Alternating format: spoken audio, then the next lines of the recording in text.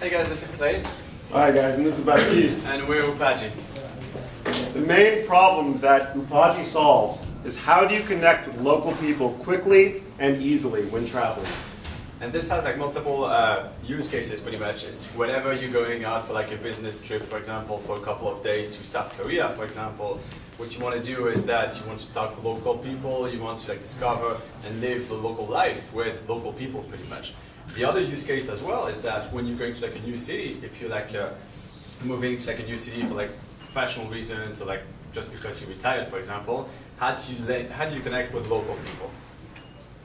So the answer to this is pretty simple. It's Upaji. We're the Airbnb of restaurants. What we do is that we empower people to host dinners at their place, and we build the online platform to connect those hosts with guests from all over the planet. So we believe into three things. The first one is pleasant conversation.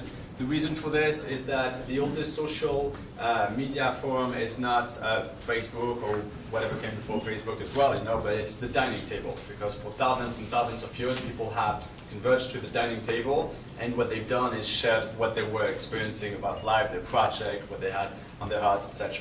The second thing is authentic food. How many times have you gone to a restaurant, you thought it was pretty good, but what happened is that in your plate you realize that it was completely like a tourist trap if you're like traveling abroad, or just like some food that's like kind of low level quality.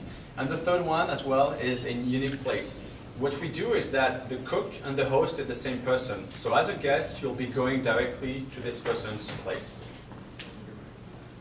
So the Upaji marketplace is host-driven, meaning that the hosts create the events, they set the time, they set the place, they set the frequency, and they set the price of the events.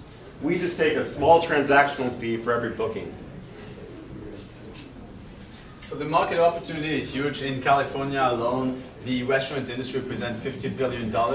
And the question is, how do we what's our go-to-market strategy pretty much? How do we get a cut of this $50 billion? Again, the territory for us is not just going to be California, but it's going to be like the rest of the world as well. We have some local, what we call Upaji local guides. Those are people who come from the food and beverage industry, and they help us onboard hosts pretty much. They verified the venue, they verified the menu, and they verified the personality of the host as well to make sure that they have the best possible experience. What we've realized is that the people that we've talked with who either want to be guests or hosts or guides love the idea, because when you're talking about food, people tend to be passionate about this, so they become our natural brand ambassador, thus conveying some positive word of mouth. We also have some strategic partnerships. We're talking with a bunch of cooking schools, Cordon Bleu in Pasadena being one of them, and also some online content providers, i.e. recipes, such as allrecipes.com, for example, or Site Chef. And the other thing as well is that it's just about like making the first domino fall, which means that someone who will come to our events and be a guest today might become a host tomorrow, and they might also want to become a guide as well. The Upaji team currently consists of about 10 people. I'll highlight 5 of them here. This is Baptiste, a co-founder and CMO. He has extensive experience in the tech startup and hospitality industries. The other co-founder is Uzair. He's our CEO and principal investor. He's been involved in over 20 ventures in 23 years. I'm the community manager. I have an MBA in marketing and a master's in biostatistics. Nabil's our CTO, has an MBA in computer science. And Glenn is our legal advisor who has over 14 years of experience in international law. So right now we have about 60 hosts, over 60 hosts actually in 12 locations that range from cities in California, Los Angeles, San Francisco, San Diego, but also abroad in Paris, Italy, and London. And we have launched, this is actually recalled, so we've launched our first event last week.